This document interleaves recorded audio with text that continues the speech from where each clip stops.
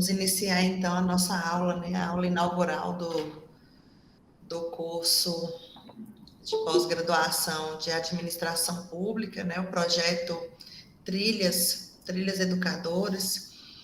E é com muita alegria que a gente recebe vocês, é com muita gratidão que a gente recebe vocês, com carinho para fazer essa aula para vocês, tudo pensado nos detalhes, para que vocês possam ser recebidos, acolhidos e viver esse curso da melhor forma possível.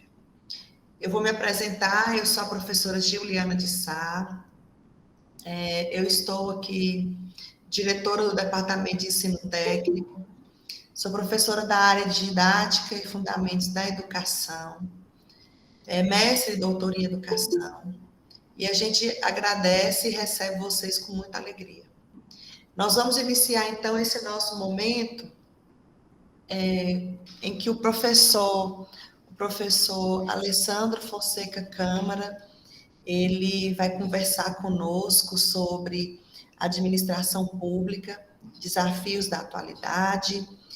O professor Alessandro Fonseca Câmara, ele é graduado em administração pela Universidade Estadual de Montes Claros, ele tem especialização em gestão estratégica também pela Unimontes, especialização em educação à distância também pela Unimontes, ele é mestre em desenvolvimento social pela Unimontes também, é administrador aqui no Instituto Federal do Norte de Minas Gerais, ele coordena o núcleo de administração e planejamento do SEAD, que é o nosso Centro de Referência em Formação e Educação à Distância.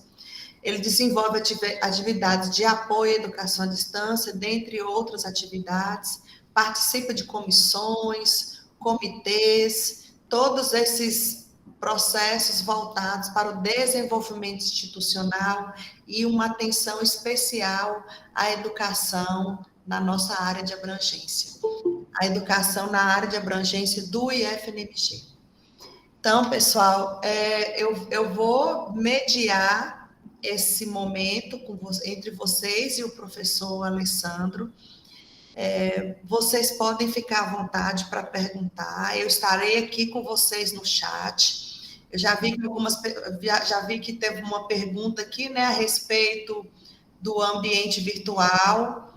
Jonas Rodrigues, ele fez uma pergunta aqui a respeito do ambiente virtual, e aí a informação que eu recebi é que vocês deverão acessar o ambiente que eu coloquei aqui no chat, virtual1.ifnmg.edu.br. Esses acessos vocês deverão fazer a partir do dia 6, tá? Por enquanto, não está disponível o acesso para vocês. Então, os acessos vocês irão a partir do dia 6, a não ser que haja alguma mudança de cronograma, e aí a gente avisa para vocês, tá bom? Então, vocês podem ficar à vontade, pode usar o chat para fazer pergunta, quiser fazer alguma pergunta, quiser levantar a mão também, eu estou aqui para fazer esse processo de mediação. Professor Alessandro, pode ficar à vontade, é um prazer tê-lo conosco, muito obrigada, e podemos iniciar o nosso momento de hoje. Ok, Gil, obrigado. Me escutam bem? Gil, eu escuto bem. Ok, então. Para mim tá bom. Beleza, então. Bom, já vou quebrar o protocolo aqui, chamar a professora Giuliana de Gil, né, que como todo mundo a conhece aqui no Instituto Federal. Já agradeço aí a sua colaboração. A ideia é a gente ter um momento bem descontraído, dinâmico aqui. Vocês podem, às vezes eu estou ligado aqui na tela, permitindo o pessoal entrar aqui na sala, né, que a gente está utilizando no Meet. Então, a ideia é que a professora Giuliana controle aí a questão das mensagens no chat e vai me encaminhando, mas se houver necessidade, vocês podem estar pedindo, levantando a mão aí, pedindo áudio e estar perguntando, interagindo, sem problema nenhum, tá? Como a professora Giuliana já fez aí uma breve apresentação, eu teria só um acréscimo, né, que acabou que essa parte acabou que não está lá na parte inicial lá do currículo, é que como vocês, eu já fui servidor da Secretaria Estadual de Educação durante aí 11 anos, eu fui administrador e passei por algumas superintendências regionais de ensino, dentre elas Januária, Janaúba e Montes Claros, tá? Aí no decorrer dessa apresentação a gente vou estar conversando um pouco sobre essa experiência, sobre os desafios da administração pública na atualidade e trazendo sempre para o ambiente nosso, que é a educação, que é onde eu estou inserido e onde vocês também estão nesse contexto, tá? Então a ideia é essa, a gente vai começar a apresentação agora, para a gente ter essa conversa aí e que seja bem proveitosa para todos nós. Bom, a ideia da proposta que me fizeram era discutir sobre os desafios da administração pública na atualidade. Para me chegar nesses desafios, que são muitos esses desafios na administração pública na atualidade, eu acho que é necessário eu fazer um pequeno memorial aí da minha história dentro da administração pública para a gente poder ir contextualizando isso, para dar um pouco mais de corpo nessa situação, para que não fique só na teoria, tá? Então, eu vim lá em 2002, eu saí da iniciativa privada, eu trabalhava na gerência de uma concessionária de automóveis, um ambiente assim, extremamente competitivo, e que já naquele momento já dispunha de várias questões tecnológicas, venda pela internet, estava despontando aí no começo dos anos 2000, e era uma época assim de muito questionamento do que era o serviço público. Quer dizer, a gente vinha de uma onda de privatizações, uma pauta mais liberal na economia. Então, naquele momento havia um questionamento muito grande em relação à questão da administração pública de modo geral. Então, eu saio da iniciativa privada, vou para a administração pública, ingresso na Secretaria Estadual de Educação como administrador. E fui trabalhar no setor de pagamento pessoal, que é o setor de taxação. Acho que quem trabalha na educação, quem trabalha na secretaria já teve contato com o setor de pagamento, e eu ingresso nesse setor de pagamento, tá? E aí, de plano, eu já senti uma diferença, tá? Eu vinha de um ambiente extremamente competitivo, muito flexível, e aí eu vou para o ambiente do serviço público, onde há uma maior estabilidade, lógico, sem aquele fantasma de ser mandado embora no final da sexta-feira, mas, em contrapartida, a gente tinha muito mais rigidez de resolver determinadas situações. Tudo tinha que passar por uma licitação, um processo administrativo, uma formalidade que a gente não estava acostumado a lidar no serviço público. E aí, eu vou só avançar uma tela e depois eu volto. E aí, só para ilustrar um pouco e quebrar o gelo, a primeira questão que eu me deparei é que lá na concessionária eu andava com a calculadora HP, achando que sabia tudo do mundo, né? Que operava a calculadora HP. E quando eu cheguei lá na SR de ensino, me apresentaram a calculadora de fita. Já foi o meu primeiro impacto. E aí eu cheguei cheio de questionamentos e assim, até, gente, como é que o pessoal aqui consegue trabalhar dessa maneira? Certo? E até com outros questionamentos, até, de certa forma, questionando até que ponto compensava escola pública em relação à escola privada. Com o tempo, eu fui amadurecendo e me fez entender algumas coisas que hoje eu carrego para a minha vida e compartilho quando eu posso. Primeiro, é entender que as pessoas que trabalhavam ali, naquela condição da máquina de fita, fazendo um cálculo ali praticamente à mão, para quem trabalha em secretaria, eu não sei como é que é o grupo formado, ali usando aqueles IAs, né, os informativos de alteração, calculando ali, escrevendo atrás, usando uma calculadora de fita, com pouca tecnologia, eu fiquei admirado como que as pessoas conseguiam trabalhar. Já começou a mudar um pouco o meu conceito em relação à administração pública. A outra situação é que as escolas, de modo geral, as escolas públicas, as superintendências regionais de ensino, elas têm um papel de representatividade na sociedade, principalmente em cidades menores, muito relevante. É muito comum a escola ou a superintendência ser a presença do Estado em muitos das cidades que nós temos aqui no Norte de Minas, em muitos municípios, de ser aquela presença, de ser aquela referência. Então, a partir daí, eu comecei a mudei totalmente a minha visão da administração pública, de modo geral, tá? E aí eu comecei a trilhar outros caminhos. Sempre fui muito inquieto de tentar ver a questão da eficiência e tudo, então eu já comecei a questionar se não dava para fazer o cálculo de forma diferente, eu queria usar uma planilha, e aí fui, de certa forma, meio tolhido ali, não, tem que usar a fita da máquina e tal, e eu sempre fui muito inquieto. Quando chegou em 2011, eu apresentei um projeto, juntamente teve um treinamento, eu apresentei um projeto, que era justamente utilizar, modernizar o cálculo dos benefícios que eram realizados de biênios, quinquênios e adicionais, via, inicialmente, uma planilha, tá? Que era uma planilha em Excel, que é o que eu já utilizava, mas o pessoal não aceitava muito, porque não era uma coisa oficial, vamos dizer assim, apesar que eu disseminei isso para muita gente. E aí, o pessoal da Secretaria de Educação, no órgão central, gostou da ideia, juntei a minha ideia com a ideia de um outro servidor, que era da Superintendência Regional de Araçuaí, o Alisson, se alguém o conhecer, e aí nós fomos levados para o órgão central em Belo Horizonte, ficamos lá por algum tempo, alguns meses, desenvolvendo um sistema que depois ficou apelidado de Sicobet, que é o Sistema de Taxação de Benefício, e esse sistema passou a ser utilizado a nível estadual, e aí foi bastante interessante que eu consegui modernizar alguma coisa. Na época eu participei, eu coordenei a equipe que fez todo o levantamento de benefícios atrasados que tinham no Estado de Minas Gerais, na Secretaria Estadual de Educação, no ano de 2011. Eram 270 mil benefícios com pagamento em atraso.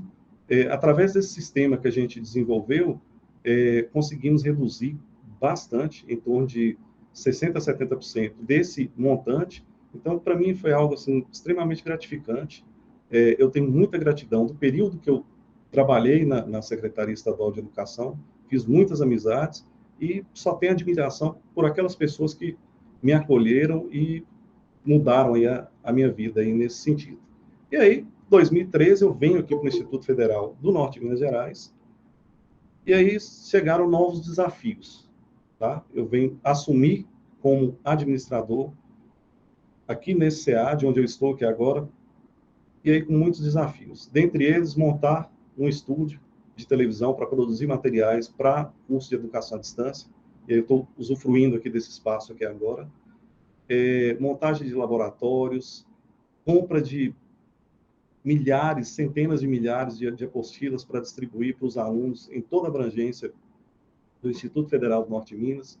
Então, tudo isso assim foi um choque muito grande, um desafio enorme, porque aí já veio em mim outros desafios da administração pública, com outros montantes, outras formalidades, outros tipos de processo, inclusive licitatórios, que eram inerentes àquela situação. Então, brevemente, assim, só para o memorial, para saber de onde eu vim, de onde eu me construí, é isso aí. Vamos seguir em frente aí.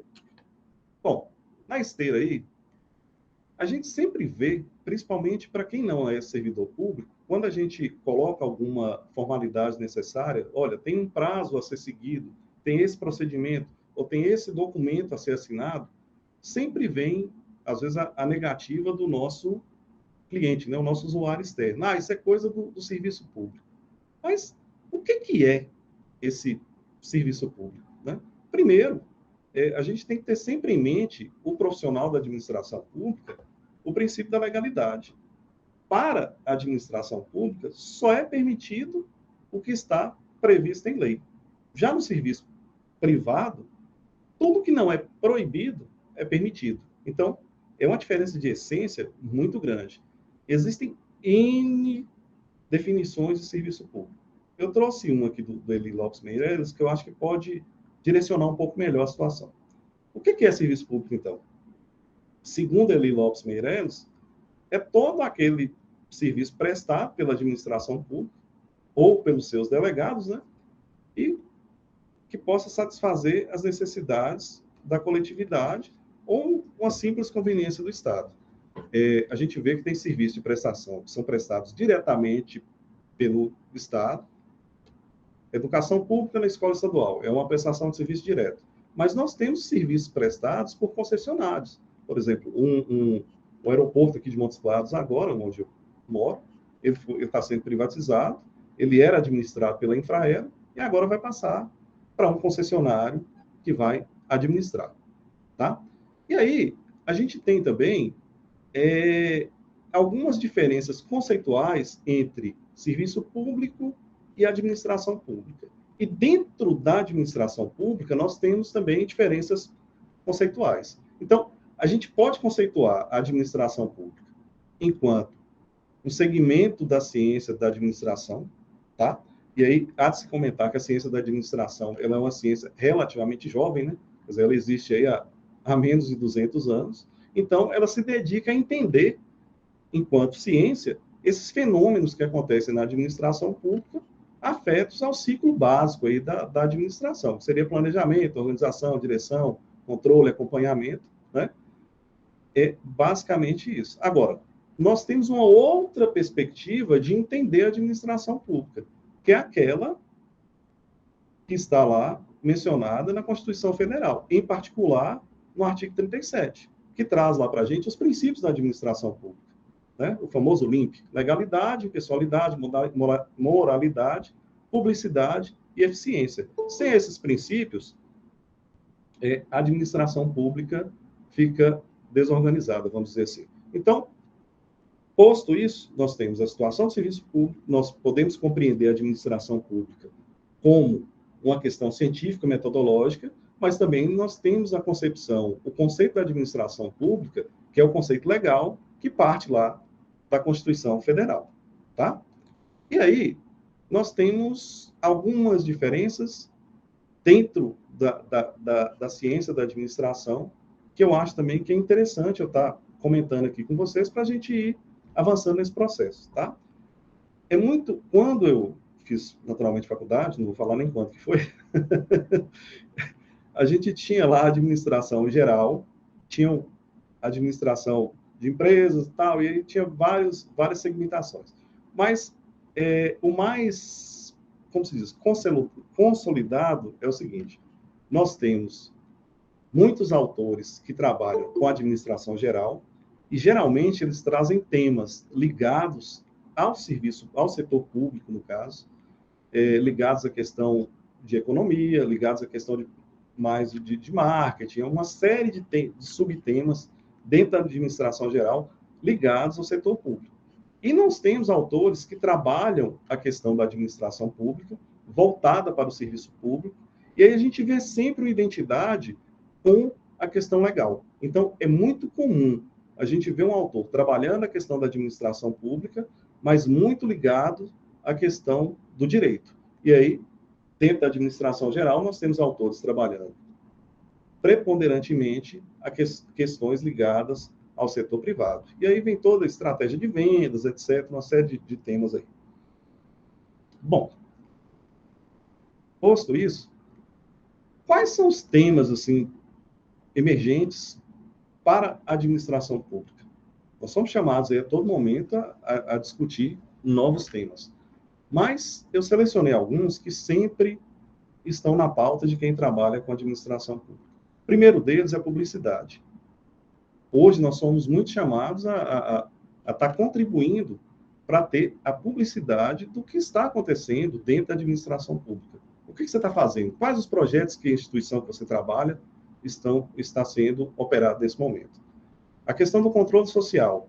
É através do controle social da sociedade que os administrados conseguem controlar a administração pública. E aí a gente vê uma série de questões aparecendo de portal da transparência, consulta pública de documentos, dentre N outras situações. Lei de acesso à informação, hoje você pode requisitar uma informação de qualquer órgão público, existe uma legislação para isso.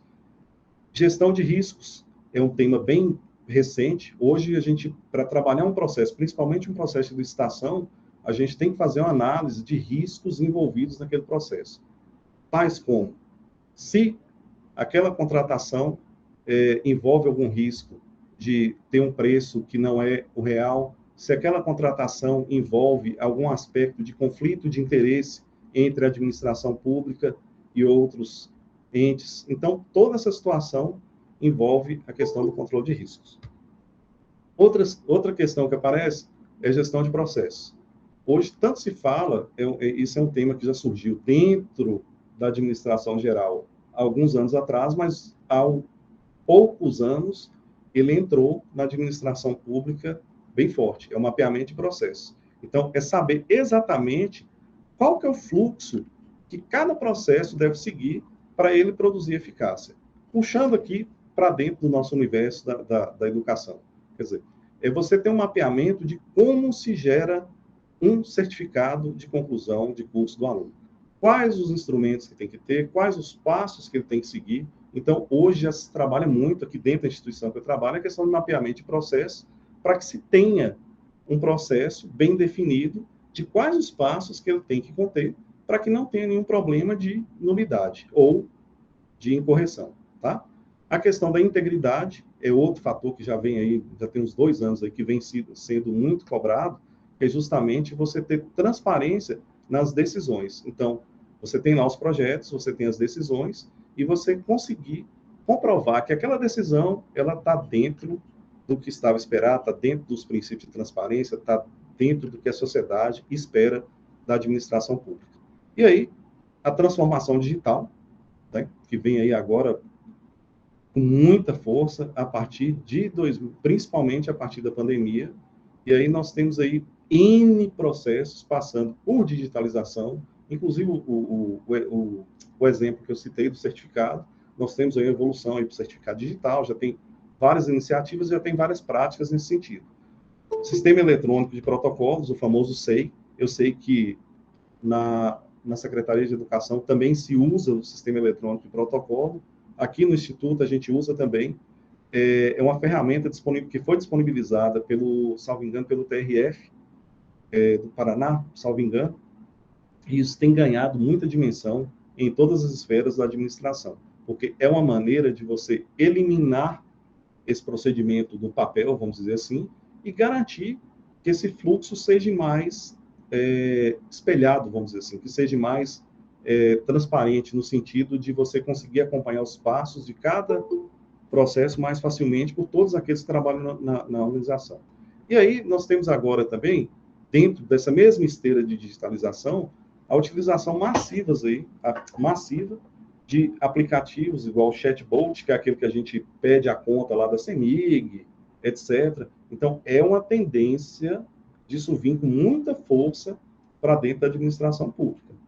É interessante? É. A gente tem que ficar atento como é que esse processo vai funcionar, porque também é uma substituição do homem pela máquina. Mas a máquina deve nos ajudar a conseguir ter mais eficiência e liberar o nosso tempo para desenvolver outras atividades mais complexas. E aí, por último, a gente tem a questão da virtualidade. Quer dizer, a virtualidade hoje parece um paradoxo, mas é uma realidade. A gente resolve praticamente tudo aí no mundo virtual. Haja vista esse momento que nós estamos tendo aqui agora, é um momento virtual, onde vocês naturalmente estão cada um na sua casa, ou onde, né, tiver melhor conforto, e eu estou aqui no estúdio transmitindo para vocês. Tudo possibilitado por essa virtualidade. E o curso na modalidade de educação à distância, ele é possibilitado também por essa ferramenta. Bom, e aí, a gente tem, dentro dessa virtualidade, ela entra em nossas vidas e entra no nosso trabalho, tá? E, nesse aspecto, a gente tem alguns reflexos. Primeiro, o trabalho virtual, ele é realizado principalmente no tempo e nos meios de produção do próprio trabalhador.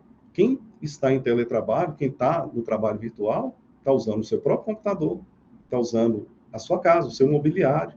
Então, há uma transferência de responsabilidade para o trabalhador.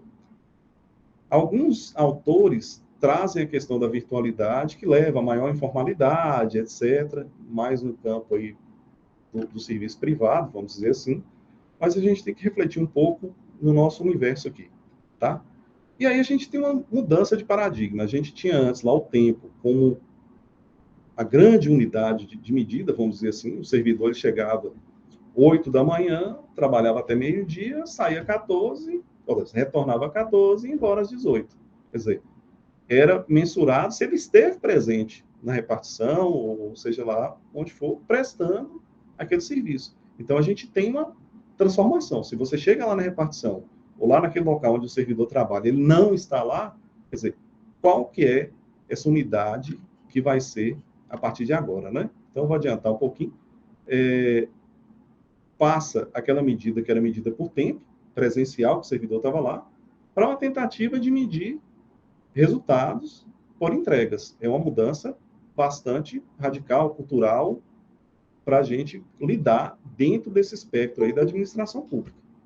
Bom, e aí, no campo de vista privado, vamos dizer assim, e aí eu vou sempre fazendo esse paralelo, nós temos uma alta transformação de produtos em serviços, tá? Exemplo disso, é muito comum, antes a gente comprava, até hoje a gente compra, mas você tem a opção de, se você quiser um telefone novo, você não comprar o telefone, você paga para utilizar o serviço de ter aquele telefone durante um tempo e depois você devolve para o operador e pega outro.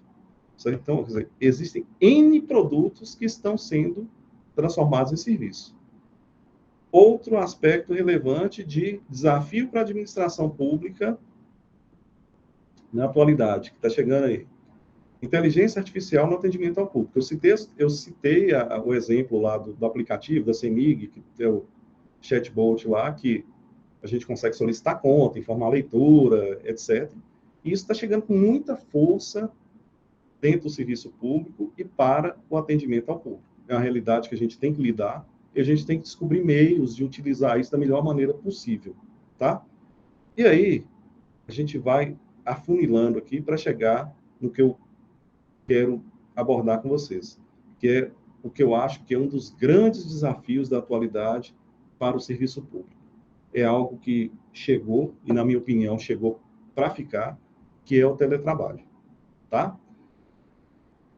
Bom, eu passei os últimos 2 anos aí, inclusive por uma coincidência, vamos dizer assim, eu passei os últimos 2 anos pesquisando sobre o teletrabalho, na pesquisa de mestrado.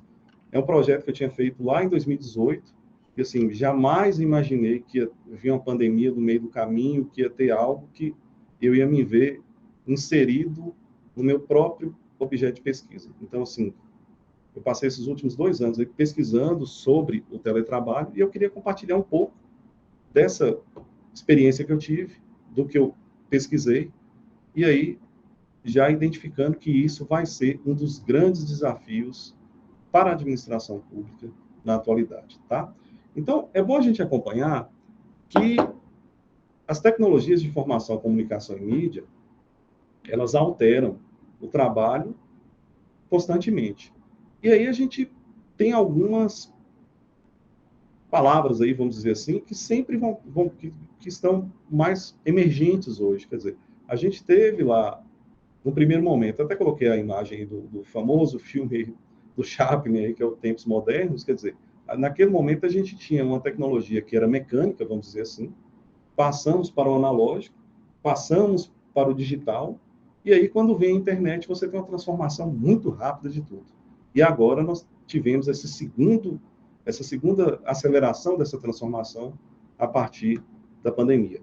Então nós temos toda uma questão das tecnologias, até que ponto que a gente tem liberdade no meio virtual, o tempo, flexibilidade de espaço, flexibilidade de tempo. Então, todos esses temas, eles surgem na nossa cabeça quando a gente pensa em teletrabalho, que é realmente algo desafiador dentro da administração pública.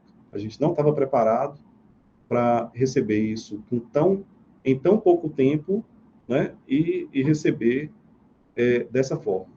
Mas está posto, acho que é algo que não volta mais, e a gente tem que aprender a lidar com essa situação, tá?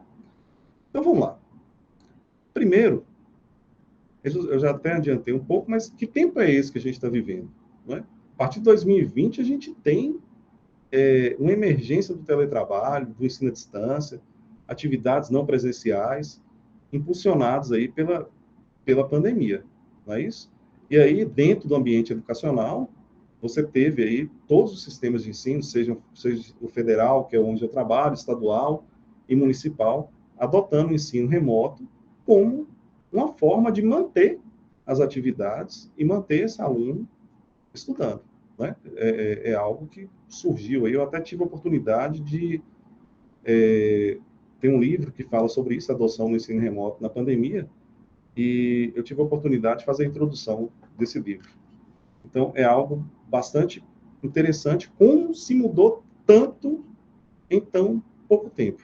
E aí, 2022, que é onde a gente está agora, quer dizer, a gente vê aí falando, agora o novo normal já não está muito na moda, porque a gente entrou, graças a Deus, numa questão mais de normalidade das coisas.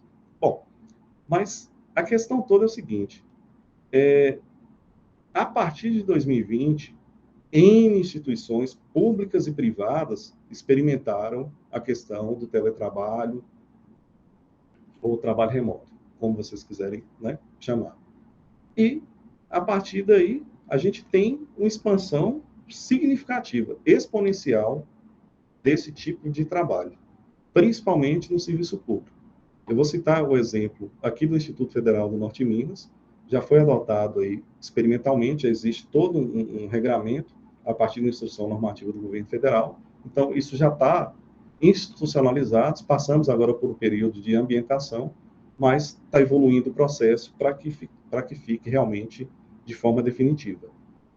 Tem alguns ajustes a fazer? Sim, está sendo ajustado, existe todo um protocolo, ferramentas de controle, etc., mas está caminhando para uma situação mais sólida.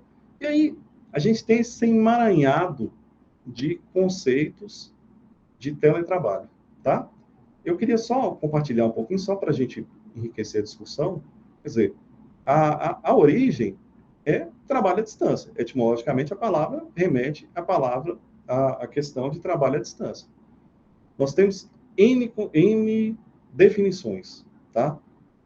O mais comum é o telework, que vem lá do inglês, mas nós temos outras nomenclaturas que identificam o teletrabalho.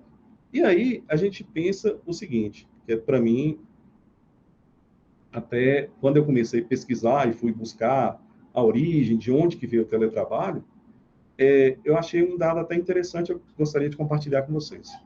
O teletrabalho, a primeira experiência de teletrabalho que teve no mundo, que há registros, ele foi em 1857.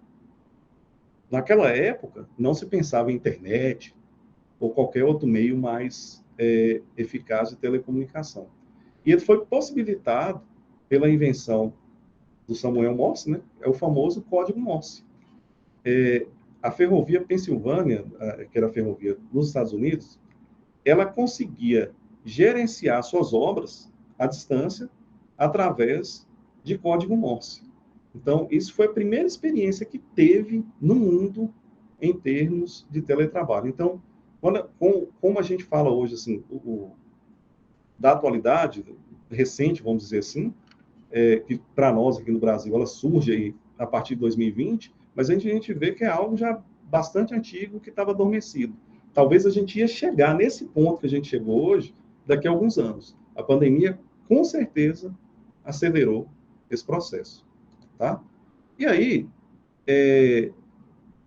como eu já falei, não é desde 1857 já existia. Nós tivemos algumas experiências na Europa a partir da década de 60, tá?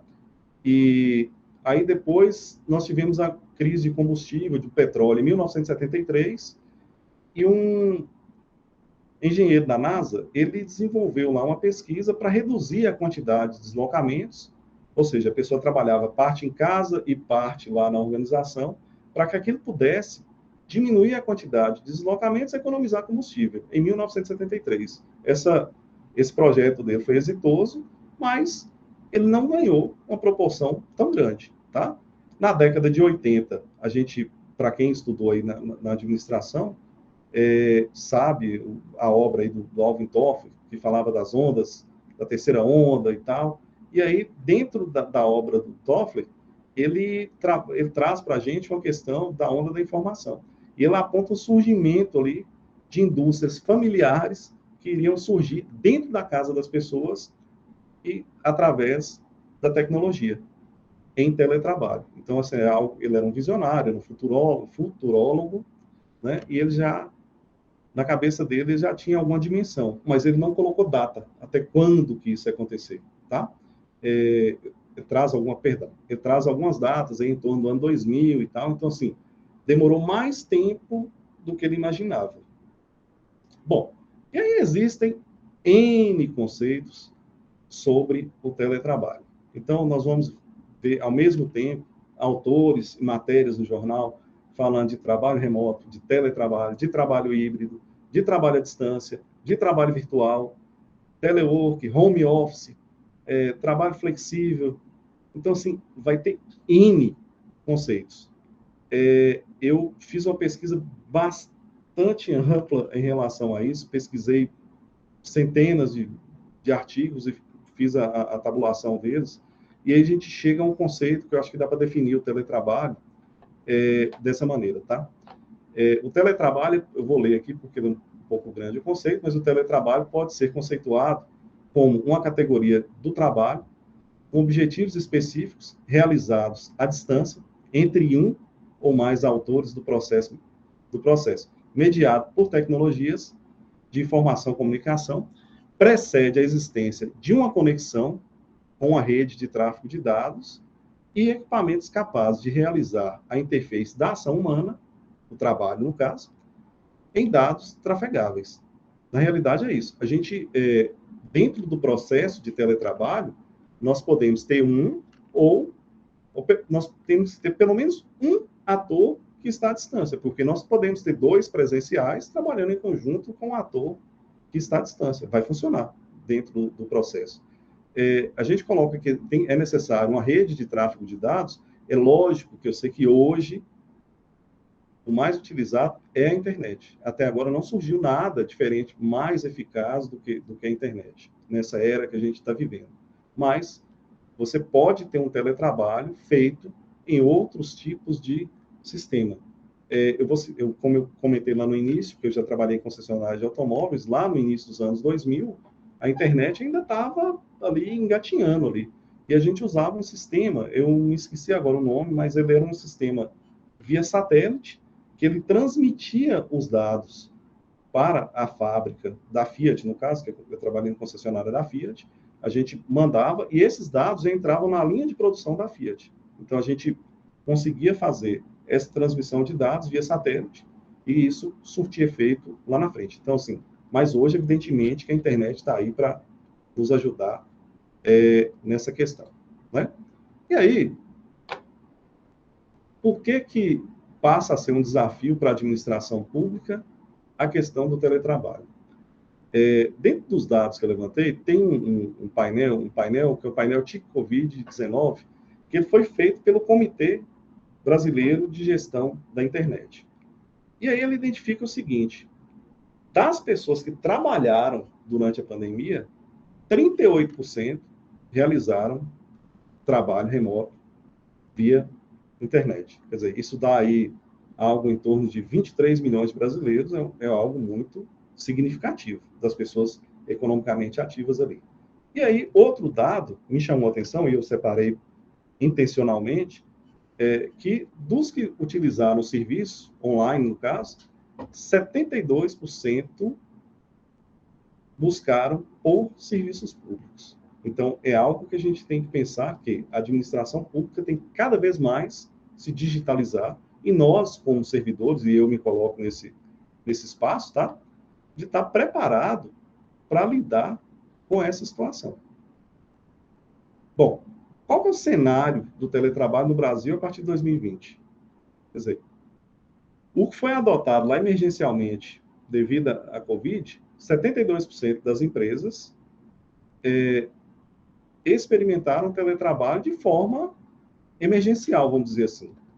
Desses que experimentaram de forma emergencial, boa parte pretendem adotar políticas permanentes para adoção do teletrabalho. Dentre eles, o próprio governo federal foi um deles que já liderou. A gente já tinha experiências de teletrabalho nos tribunais e muito bem sucedidas, e agora ele expandiu para N áreas aí da administração pública. O IPEA traz um dado também interessante, que 11% dos trabalhadores que estiveram em trabalho remoto no Brasil, e desse percentual, 50% deles são nossos colegas aí, trabalhadores da educação. Por isso que eu trago isso como um tema de discussão dentro da administração pública e dentro do cenário educacional, devido a essa grande proporção que a gente tem de participação nesse contingente de trabalhadores, tá? E aí, tem uma pesquisa mais recente, inclusive ela ganhou a mídia aí, semana passada, por aí, que é um estudo pelo Google Workplace, foi feito aí muito em parceria com a IDC Brasil, sobre o trabalho híbrido. Na realidade, é importante a gente fazer, só fazer um parênteses aqui, o trabalho híbrido aqui, eu vou tratar um pouco mais à frente ali, ele nada mais é do que o trabalho parcial. Você tem momentos presenciais e momentos de teletrabalho, tá?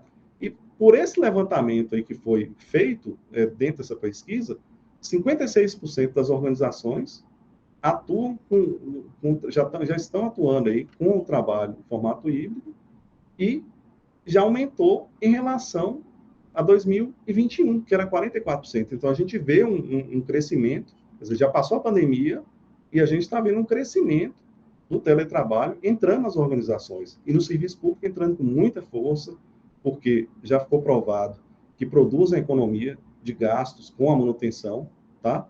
E isso é um apelo muito forte aí para a administração pública como um todo. Então, a gente vê que, nesse ano, 25% das empresas permaneceram no modelo tradicional, tá? E contra 29% do ano passado. Então, está tendo um crescimento aí um pouco menos, como eu vou dizer, um pouco mais lento, vamos dizer assim, mas não está diminuindo. Pelo contrário, ele está crescendo essa quantidade de organizações que estão aderindo ao teletrabalho.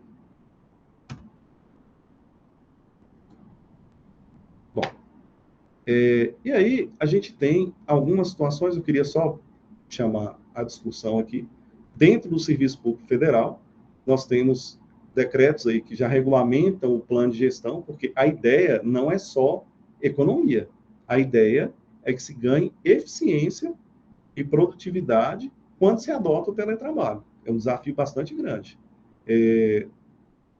Tanto na esfera federal, na esfera estadual, eu dei uma pesquisada também, eu não conheço o regulamento todo da esfera estadual, mas achei o decreto lá que regulamenta a questão da política de teletrabalho, etc., para o governo do Estado de Minas Gerais, né? E aí a gente está naquela fase, aqui no Instituto, de um diagnóstico de ocupação e monitoramento dos resultados, é o que está acontecendo aqui na instituição que eu trabalho. Confesso que trabalhar com o teletrabalho, eu ocupo uma posição de coordenação, é algo que a gente tem algumas dificuldades de delegação, a gente está melhorando os canais de comunicação, mas hoje eu considero que é um grande desafio para o gestor público, tá? A gente mudar esse paradigma, ver essa nova realidade, construir esse novo cenário que está posto aí para a gente aí. Então, a maioria dos órgãos hoje estão em fase de implantação ou ambientação. Nós já temos casos de sucesso mais consolidados, como nos tribunais, Tribunal Regional do Trabalho e tal, que o pessoal já adota o teletrabalho já há muito tempo. E aí lá já funciona há bastante tempo, eles já tem todo um procedimento. E aí é o que eu falei lá desde o início e venho repetindo, né? Eu acho que é um caminho sem volta, vamos dizer assim, e será adotado de forma permanente aí, com certeza, tá? Quais são os possíveis reflexos negativos da virtualização do trabalho?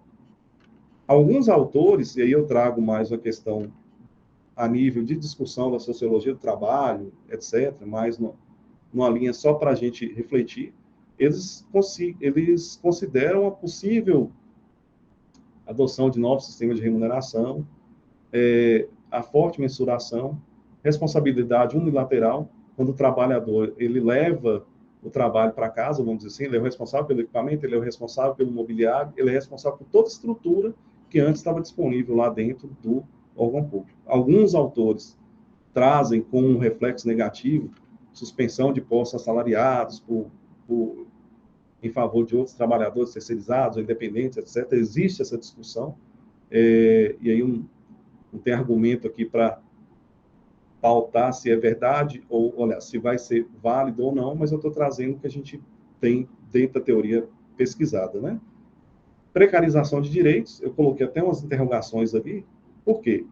É uma coisa que a gente, enquanto trabalhador, a gente tem que estar atento aí, mas a gente sabe que dentro do ambiente, por exemplo, dos tribunais, o teletrabalho já foi adotado de forma exitosa e não há essa precarização de direitos. É uma experiência bem sucedida e é uma carreira valorizada. Então, acho que a gente tem que ter a nossa parcela de participação, de contribuição e de conseguir lidar com essa situação.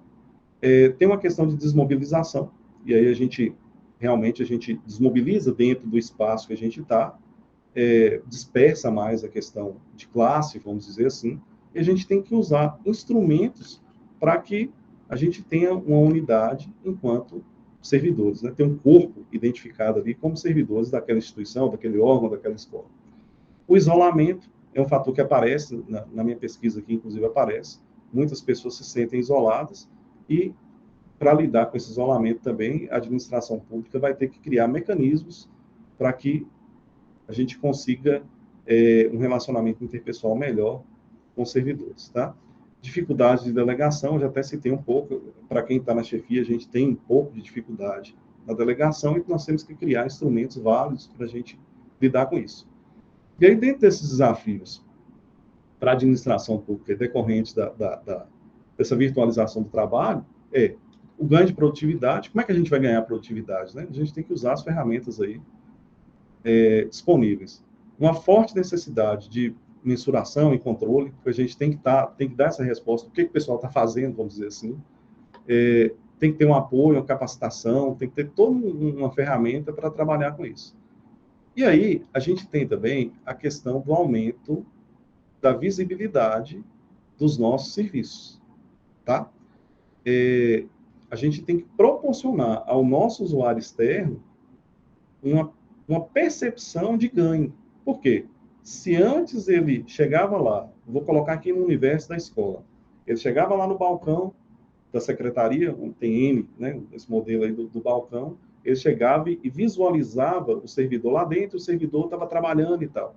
Hoje, se ele chegar, esse servidor tiver em teletrabalho, ele não enxerga o servidor lá dentro. Então, se ele demorava, sei lá, 30 dias para receber um determinado documento da secretaria, em teletrabalho, já que ele não achou o servidor lá dentro da repartição, ele vai esperar receber em menos tempo. Isso vai fazer que ele tenha uma percepção de ganho com o teletrabalho. Se a gente não conseguir lidar com essa situação, vai ser algo muito prejudicial à administração pública de modo geral, tá? E aí, a manutenção dos direitos, eu acho que é algo que a gente tem que pensar nisso aí como reflexão, né? Outra coisa também é incentivar o trabalho em comissões, colegiados, grupos de trabalho, etc., para a gente conseguir reduzir essa questão do isolamento, tá?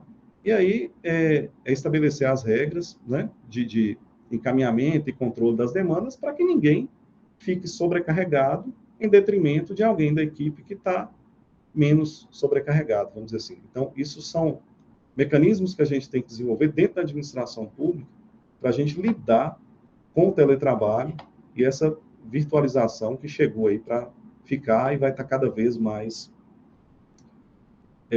ampliada. Bom, isso aqui é um quadro só para a gente entender um pouco a caracterização do teletrabalho. Então, assim, a gente tem várias formas de teletrabalho. A gente está conhecendo aí a maioria. Nós temos o teletrabalho integral, onde a pessoa fica o tempo inteiro em teletrabalho. Nós temos o teletrabalho parcial, ou o trabalho híbrido, que a pessoa trabalha parte presencial e parte híbrida. Mas nós temos alguns outros arranjos de teletrabalho. É muito comum, e aí nas pesquisas que eu fiz, em outros países você tem centros de teletrabalho, dentro ali da vizinhança, e aí você tem escritórios compartilhados, onde a pessoa vai para aquela região que é mais próximo da casa dela, mas tem todo o mobiliário adequado, computador, internet, etc. E ali ele vai para desenvolver o teletrabalho. É lógico que é uma realidade internacional, mas é algo para a gente só pensar se um dia isso é possível aqui no nosso universo aqui do Brasil, né?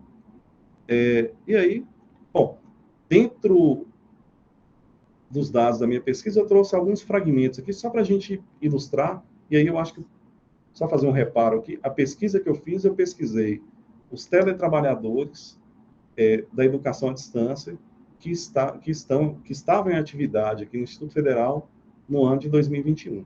E aí tem alguns dados aqui que eu acho interessante compartilhar com vocês, só para a gente fomentar alguma discussão.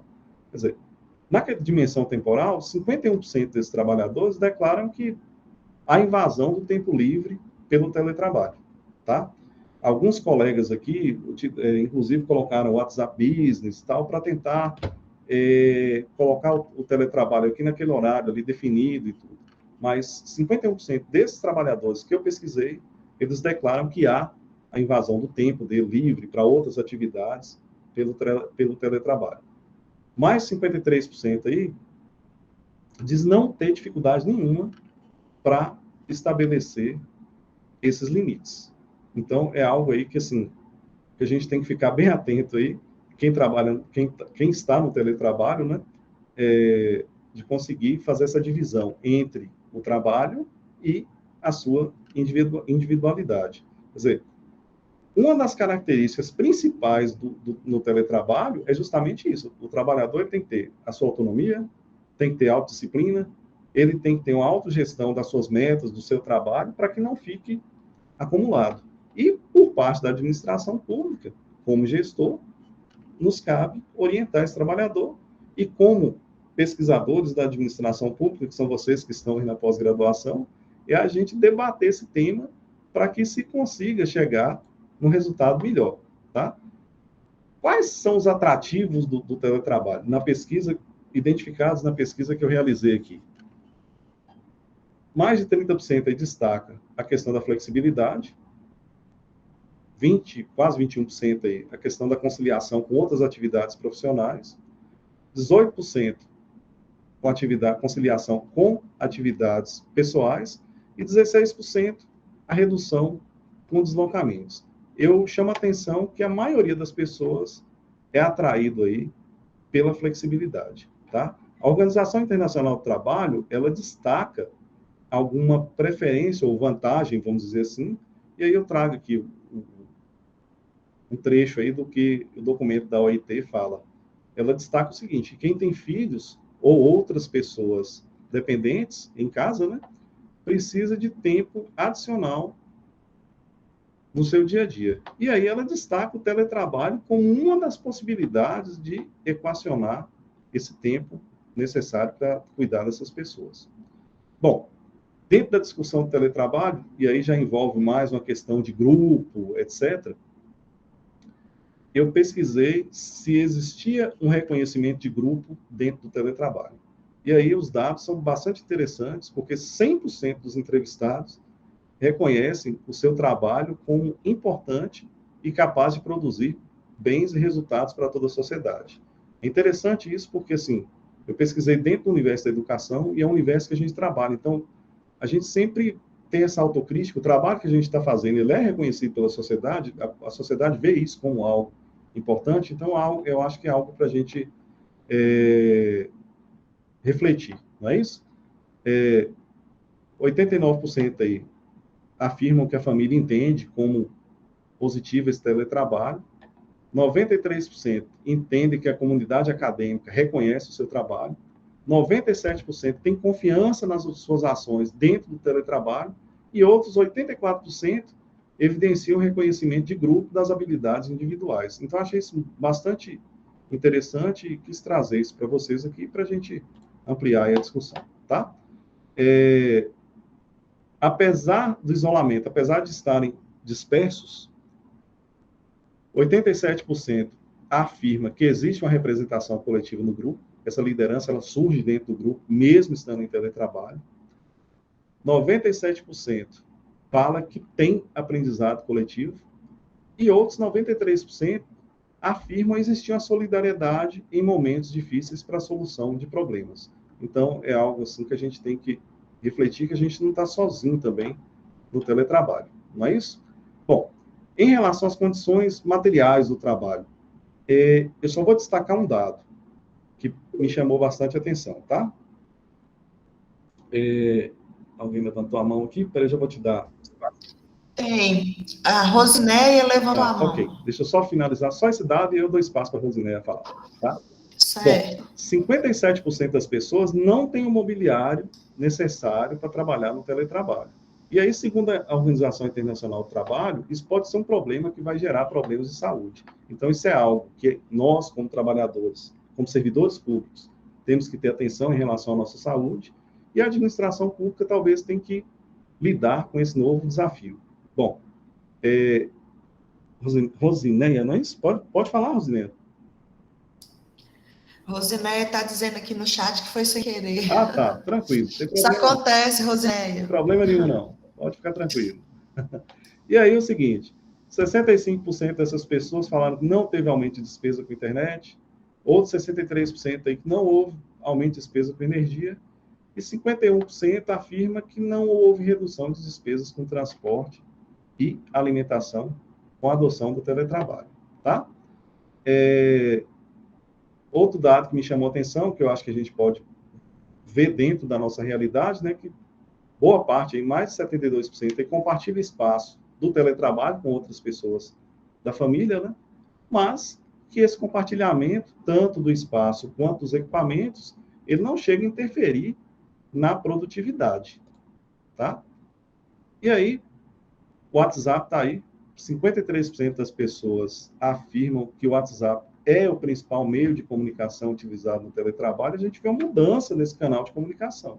A gente imaginava que seria mais um e-mail, e o WhatsApp chegou aí para colocar a gente para trabalhar em qualquer hora, né? Bom, e é isso que eu já adiantei um pouco. A maioria das pessoas afirma que mantém a produtividade no trabalho. E aí eu já vou caminhando aqui para as considerações finais e vou abrir a palavra aí para quem quiser trocar uma ideia com a gente. Bom, então, caminhando aí para as considerações finais aí, para o final da apresentação, a ideia aqui foi justamente compreender esses desafios aí da virtualização através da implantação e do teletrabalho, né, dentro da administração pública. E aí eu queria trazer só um trechinho aqui da Organização Internacional do Trabalho, que fala para a gente o seguinte, que na União Europeia, antes da pandemia, já era registrada aí uma média de 30% dos países, chegando até 60%, né? E depois e aí, com a pandemia, isso chegou aí a mais de 60%, né? O processo de teletrabalho, ele foi muito acelerado devido à pandemia, ele está expandindo aí para todas as áreas do conhecimento. Hoje a gente tem telemedicina, qualquer área você vê o teletrabalho entrando. E na administração pública não é diferente. É óbvio que depois de 20 anos de administração pública, eu sei que demora um pouco mais. O fenômeno que acontece na administração, na iniciativa privada, ele demora um pouco mais até ele chegar e ser implantado na administração pública. Por quê? Para que a gente implante determinadas questões na administração pública, aí eu vou voltar lá atrás, no início da apresentação.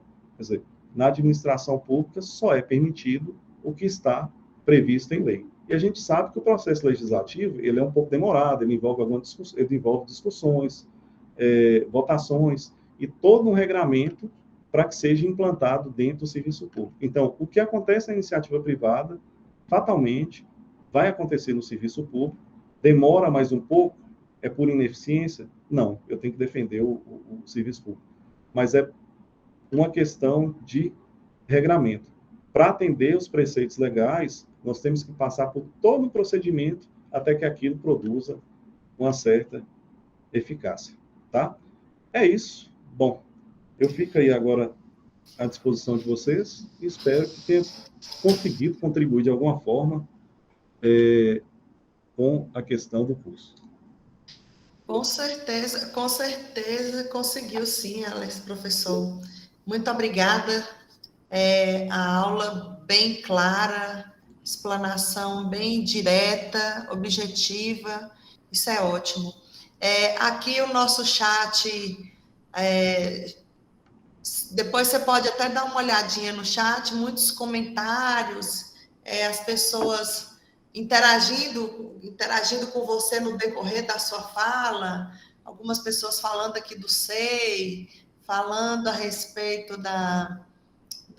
do computador que quebrou, né, Gisele? A questão o Hugo, ele está dizendo também que ele sofreu com essa questão da ansiedade, de não conseguir concluir as tarefas na questão no teletrabalho.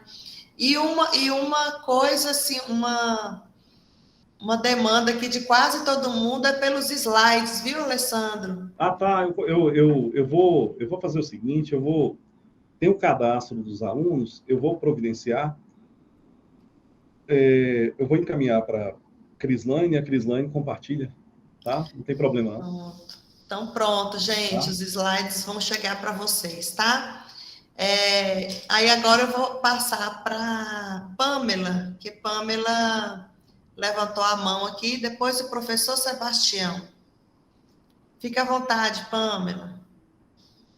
Boa noite a todos. Boa noite, professor. Sua fala foi incrível, maravilhosa. Meu nome é Pamela, sou daqui de Januária, quer dizer, moro aqui em Januária. Trabalho na Escola Estadual Antônio Correia Silva, né? Vai que conhece. Eu conheço. Conhece nosso diretor daí. E amei suas falas, foi maravilhosas. Um ponto que me chamou a atenção, assim, quando fala do trabalho remoto, o ponto, assim, que em cidades pequenas, a população que tem dificuldade ao acesso da internet é muito grande. Então, para eles terem esse contato com o teletrabalho é bem difícil, né? Eu tenho um trabalho árduo com os alunos, para eles agregar a tecnologia na vida deles.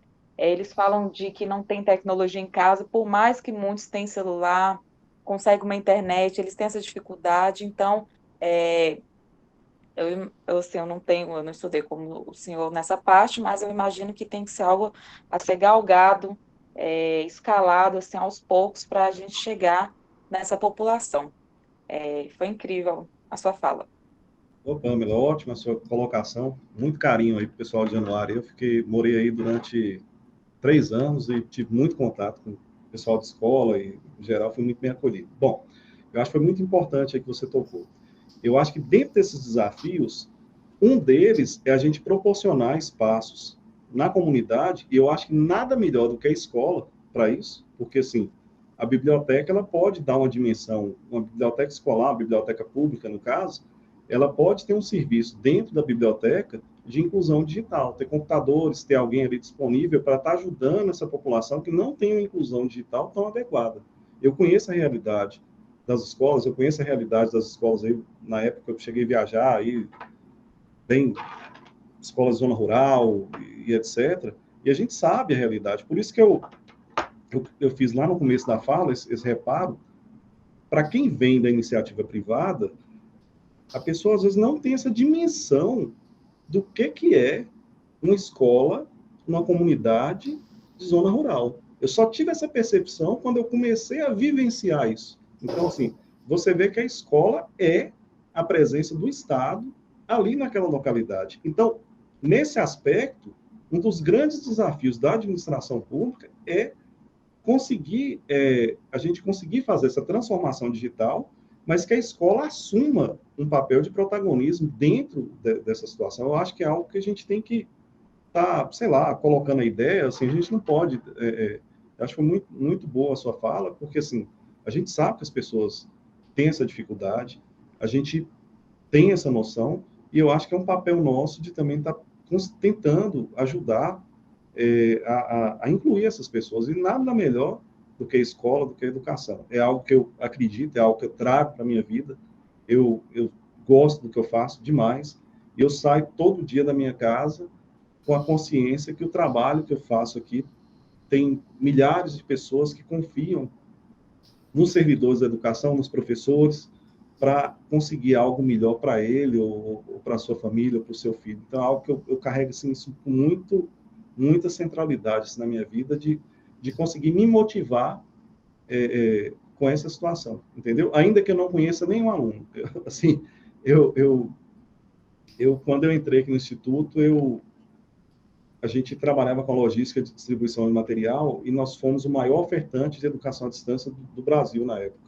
Então, assim, a gente tinha um volume de mais ou menos uma distribuição de mais de 100 mil cadernos didáticos por mês para distribuir para a região inteira. Eu nunca cheguei a entregar um caderno pessoalmente para um aluno, mas assim, a gente vê nos vídeos, vê nas formaturas e tudo, então assim, eu fico feliz que aquele trabalho que a gente fez produziu algum efeito na vida de alguém que buscava ou que idealizou na educação algo melhor, tá? Muito bom. O professor Alessandro está com a mão levantada? Pode falar, professor. Professor Alessandro, é o professor Sebastião, desculpa. Boa noite, professora Juliana. Boa noite, professor Alessandro. Que show, que espetáculo, viu? Eu gosto sempre de destacar, porque é muito bom quando a gente tem uma aula com material, com dados estatísticos, né, que ilustram muito bem e não fica meramente no acadêmico, né? Parabéns, professor. Muito bom, viu? Professor, uma coisa que me preocupa muito com o trabalho remoto, eu sou gestor público e gestor privado, né? Inclusive das faculdades de SEIB, que vieram aí de Montes Claros, né? Sim. Eu sou gestor de curso nessa instituição, e eu vejo, professor, que me parece que o grande desafio que nós temos com o teletrabalho é a gestão de pessoas, né, que ainda não sofreu as devidas adequações, e eu percebo que tem gerado um passivo trabalhista muito grande, inclusive doenças do trabalho também, né? Então, como lidar, professor, nesse momento em que algo se torna tão evidente, né, como o senhor mesmo coloca aí claramente, que veio para ficar, isso é verdade, né? Como lidar com esse teletrabalho e não cair nessa armadilha do passivo trabalhista que tem sido gerado, né? Ok. Professor Sebastião, muito boa a sua colocação. Bom, a questão toda é o seguinte, a gente tem lá, a partir da reforma trabalhista, e já puxando mais para o setor privado, vamos dizer assim, a Lei 13.467, ela mudou o conceito do que é teletrabalho, certo? Então, assim, ela coloca uma possibilidade de teletrabalho muito ampla, e ela equipara esse teletrabalho ao trabalho presencial. Então, assim, eu acho que o legislador, naquela ocasião que teve a reforma trabalhista, que trabalhou na questão da lei, talvez ficou faltando ou um detalhamento melhor, ou algumas resoluções a nível de Ministério do Trabalho que pudessem equalizar isso, sabe? Assim, eu vejo que tem muitas situações, como ela equipara com o trabalho presencial, e até a questão de subordinação, etc., então ela deixou à margem essas situações que você coloca para evitar esse passivo trabalhista. Um exemplo, no teletrabalho, há transferência dos meios de produção para o trabalhador. Então, assim, você é responsável pelo seu computador, você é responsável pelo seu mobiliário. Então, assim, seria justo atribuir ao empregador uma doença profissional relacionada à postura, por exemplo? É algo discutível. Por outro lado, quer dizer, você tem, dentro da reforma, já que a gente entrou nisso aí, o que acontece? Ela ficou muito resumida. Você tem, se você ler o artigo lá que trata da questão do teletrabalho, você vai ver que a pessoa que trabalha como motorista de aplicativo, por exemplo, ou de entrega de aplicativo, vamos dizer assim, você consegue identificar na lei que aquela pessoa seria encampada por aquele dispositivo legal. Entretanto, a justiça não concede essa questão porque não há uma subordinação direta. Eu tenho um artigo escrito a respeito disso. Então, assim, o trabalhador por aplicativo, o motorista de aplicativo, ele não tem um contrato, ele adere apenas ao aplicativo, ele é um usuário do aplicativo. Então, tem toda essa dimensão, sabe, assim, de precarização. Mas, evidentemente, que eu acho que falta regulamentação no setor privado em relação ao teletrabalho, porque está muito genérico, vamos dizer assim, E no setor público, vem se buscando, através de instruções normativas, regulamentar um pouco, aliás, regulamentar até bastante, assim, a questão operacional, mas ainda não se mexeu na parte estrutural, que é a parte da legislação básica, vamos dizer assim. Tá? Perfeito, professor, obrigado. Muito bom. Jonas, pode falar.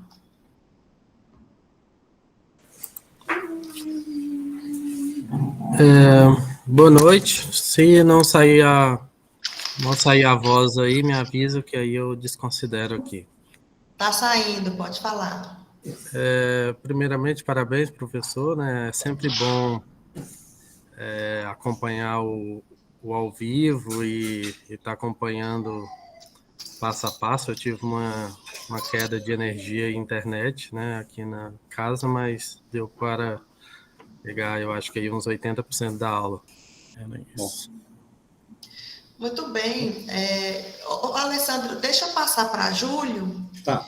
que a gente já está quase chegando no nosso teto, e aí, senão, né, corre o risco de nós nos perdermos. Júlio, fique à vontade. Boa noite, gente. Boa noite, professor. Obrigado por essa aula sensacional mesmo. Gostei muito, foi muito esclarecedora. E só assim só pontuar aqui algumas coisas rapidamente. Eu trabalho na Escola Estadual Olegário Maciel, em Belo Horizonte, e peguei a pandemia. Eu estava em outra escola antes, e assim, o título, né, dessa aula, que são os desafios, ele não poderia ter sido um título mais feliz, assim, porque eu acho que o que nós temos mais aí é desafios mesmo. Eles são tanto macros quanto micros, porque todo mundo que precisou trabalhar de forma remota, principalmente no Estado, viu todos aqueles gargalos, né, que a gente encontrou, e como que faz falta e como nós estamos defasados numa articulação maior, seja ela em nível municipal, estadual, federal, que é um desafio, sim, para os próximos anos, e que eu acho que a gente já tinha que estar muito mais avançado nesse sentido, né? Mas, assim, o que eu mais lamento, pelo menos do ponto de vista da educação, é de que muito daquilo que foi conquistado, as duras penas de professores que não estavam preparados, vice-diretores, supervisores que, né, correram atrás para estabelecer fluxos, metodologias. Assim que acaba o estado de emergência, tudo isso é desmontado, assim. E, pelo menos por enquanto, a gente não vê nenhum movimento assim de querer de tentar pegar algumas dessas práticas, algumas dessas coisas, e continuar, fomentar, expandir, verificar gargalo. Parece assim que foi algo que foi feito ali durante um tempo de necessidade, mas eu acho que ainda não há, sabe, do ponto de vista mais holístico, assim, uma consciência de que isso era algo que, já deveria ter sido feito antes. A gente viu que não só o acesso à tecnologia ainda é muito incipiente, mas a educação para a tecnologia, até para poder saber lidar com essas coisas, ainda também está acessível a muito pouca gente ainda, sabe? Mas eu lamento muito, lá nós somos certificadores do Enseja, aquela prova. E nós tínhamos, né, o atendimento virtual, que para muita gente ajuda, né, de você mandar a documentação e depois ir só para retirar. Mas com o fim do estado de emergência, hoje nós estamos atendendo presencial. E um dos motivos, às vezes, é o custo, porque quando o candidato manda a documentação, você tem que imprimir tudo. Então, tem custo com impressora, com folha, com tinta, que o Estado não está disposto a bancar. Então, você, não tendo mais essa verba, você não tem outra opção, a não ser agora atender presencial, porque o candidato já leva impresso. Mas essa é só uma consideração, porque a gente viu tanto, ao longo desse período, tanto esforço de professores, auxiliares de secretaria, supervisores, indo fazer curso, tentar aprender, sabe, fazer os cursos que o NTE disponibilizava, e com esse fim parece que tudo foi desmantelado, e com uma ou outra coisa que ficou, como, por exemplo, uma planilha virtual, que é assim, o extrato mesmo ali, muito reles da coisa. Infelizmente, eu acho que a gente ainda não aproveitou e não pegou esse embalo, né? Já que nessa crise, que também seria sinônimo de oportunidade, talvez o Estado, a União, teriam aí a chance grande de um movimento para poder fomentar isso de forma muito mais, sabe, muito mais robusta, né? Mas é isso. Agradeço muito pelo espaço, viu? A aula foi excelente mesmo, estou ansioso pelas próximas. Tá joia. Muito bem, Júlio, obrigada. Alessandro, você pode ficar à vontade agora Beleza. E fazer o comentário a respeito das falas, e aí a gente já pode ir encaminhando para as considerações finais. Beleza. Tá, vamos lá. Jonas e o Júlio. Bom, tem um link aí das duas colocações, né? A questão é a seguinte: a questão do adoecimento no teletrabalho, no trabalho remoto, é algo que tem pesquisas sendo desenvolvidas em relação a isso, e aí, naturalmente, a gente vai ter um olhar mais científico, vamos dizer assim, de como talvez evitar isso de alguma maneira. Eu sei que um dos aspectos que aparece é a questão da ansiedade, do isolamento, isso é comum, até porque em outros países, eu coloquei um pouco disso aí, do material que eu trouxe, na Europa isso já foi uma coisa mais gradativa, começou lá no início dos anos 2000, na Suécia tinha um programa lá que era já preparando a pessoa para a aposentadoria, então as pessoas já tinham essa concepção que um dia eles iriam entrar em um regime de teletrabalho. No caso nosso aqui do Brasil, o próprio Jonas lá comentou a experiência lá da controladoria, do tribunal, alguma coisa assim, já existia uma experiência a nível dos tribunais, a gente conhece isso, já funciona bem, é um serviço de análise processual. É importante a gente destacar que um dos fundamentos do teletrabalho é mensuração e controle, que são aspectos da administração clássica, no caso, do início do século, tá? É um processo, e aí a gente vê, quer dizer, se a priori, vamos dizer assim, a mensuração e controle eram aspectos lá da administração clássica, lá do Fordismo, etc., quer dizer, que aconteceu lá no início do século, isso volta agora em alguma medida, mas esse processo ele vai evoluir, vão se criando novas ferramentas de apuração desse resultado, e é nesse esforço que vem se tentando medir as entregas de uma forma mais, como eu diria, mais instrumental, vamos dizer assim, não pontual de tempo, desse tipo de coisa. Então, isso vai ser uma mudança cultural gradativa. Em termos da educação, que é o que o Júlio coloca, realmente eu concordo com você que, assim, essa primeira emergência que teve da educação híbrida, do hibridismo, de uso de novas tecnologias, de uso da tecnologia no atendimento do servidor, isso não pode parar. Eu acho que isso e aí é onde eu trago isso aqui como desafio. Eu não tenho uma solução pronta, é apenas são pontos de reflexão para a gente estar discutindo e ampliando nos fóruns que a gente tem acesso, vamos dizer assim, mas é algo que a gente tem que trazer como uma política permanente do Estado para atender o cidadão, que é o nosso motivo de existir no serviço público, vamos dizer assim.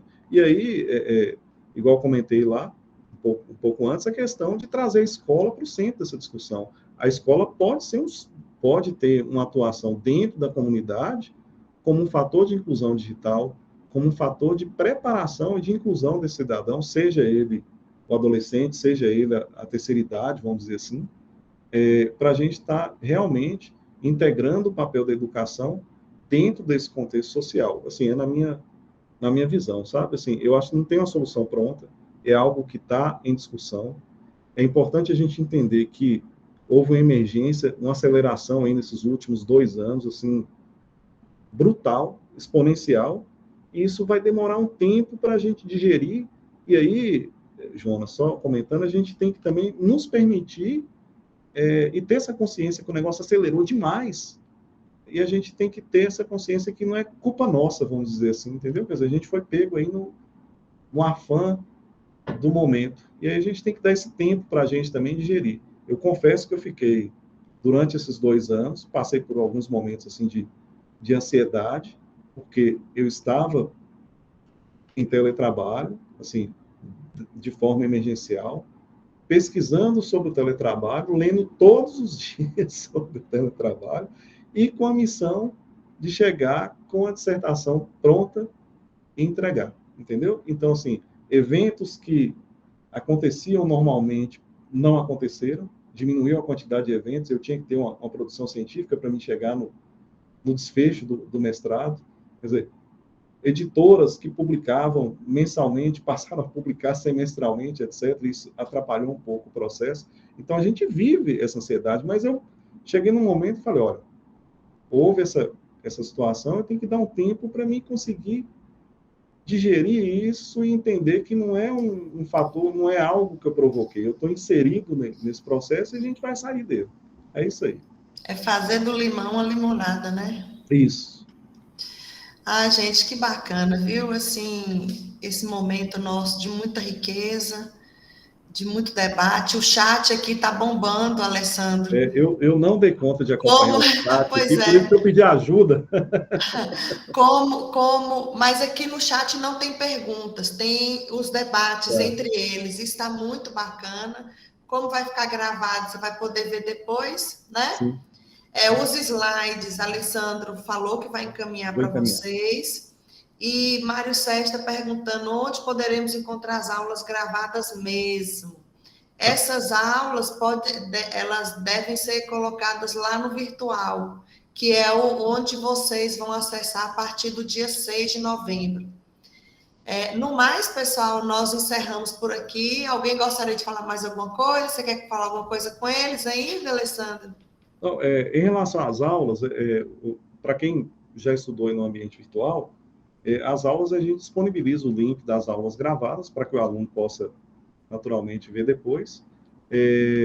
A gente faz uma pequena edição, dependendo da situação, faz algum ajuste e coloca disponível lá para vocês, tá? E vai estar lá no ambiente virtual o link para acesso. Em relação aos slides, eu não tenho e-mail de todo mundo, mas eu vou encaminhar para a secretaria que tem um e-mail e ela compartilha com vocês. No mais, é o seguinte, eu estou aqui disponível todos os dias aqui no SEAD, eu sou servidor da educação à distância aqui no Instituto Federal, eu sou administrador e sou coordenador de administração. Meu e-mail vai estar lá na apresentação. Qualquer coisa que vocês precisarem, podem entrar em contato com a gente, que a gente vai tentar ajudá-los aí da melhor maneira possível. Tá? No mais, obrigado pela atenção, por dispensar esse tempo aí com a gente aí nessa noite. E é só desejar a vocês um bom curso, um bom aproveitamento. Tá? É isso aí, buscar uma formação, buscar ampliar esses horizontes é algo que a gente pode fazer, não só por nós, individualmente, mas é dessa maneira também que a gente consegue buscar novas reflexões aí e está atendendo o nosso público aí, que é o grande desafio da administração pública e da atualidade e do futuro. Tá? Muito obrigado, uma boa noite. Obrigado, Gil, pela ajuda aí, tá? Por nada. Desejo a vocês aí uma boa noite. Então, pessoal, a gente encerra nosso momento aqui, agradecendo a vocês pelo carinho aqui no chat, obrigada. Estamos felizes em recebê-los e a gente encerra por aqui, agradecendo a presença de todos. E aí, lembrando que a partir do dia 6, vocês vão poder acessar o virtual e lá vai ter todas as orientações a respeito do curso de vocês, tá bom? Próximas aulas, cronograma, calendário, vocês devem receber esse material todo por e-mail ou ir lá no virtual, tá? Principalmente no virtual, que é o lugar onde contempla todo o material do curso, ok? Um abraço, pessoal, tudo de bom para vocês. Alessandro, parabéns pela aula, excelente. Foi bom demais estar com vocês, tá, gente? Um bom descanso aí no feriadinho, né? Nós temos aí uma sexta no meio da nossa semana. Então, tudo de bom para vocês. Um abraço. Tchau, tchau.